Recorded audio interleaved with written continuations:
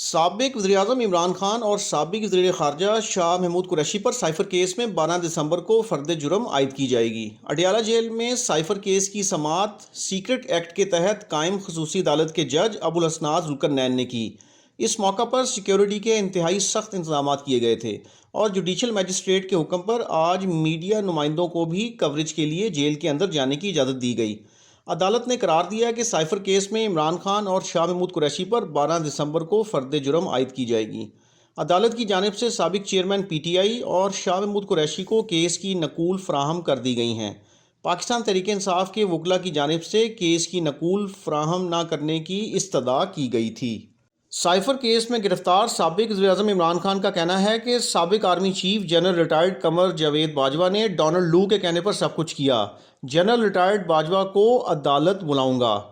انہوں نے کہا کہ سائفر کیس میں جنرل ریٹائرڈ قمر جاوید باجوہ اور امریکی سفارت خانے کے آفیشلز کو گواہ بنائیں گے۔ اڈیالہ جیل میں صحافیوں سے غیر رسمی گفتگو کرتے ہوئے سابق چیئرمین پی ٹی آئی کا کہنا تھا کہ مجھ سے کسی نے مذاکرات نہیں کیے، لکھ کر دینے کو تیار ہوں کہ الیکشن پی ٹی آئی جیتے گی۔ عمران خان کا کہنا تھا کہ مجھے جس طرح پکڑا گیا سب ایک پلان تھا۔ نواز شریف لنڈن پلان کے بعد پاکستان آئے۔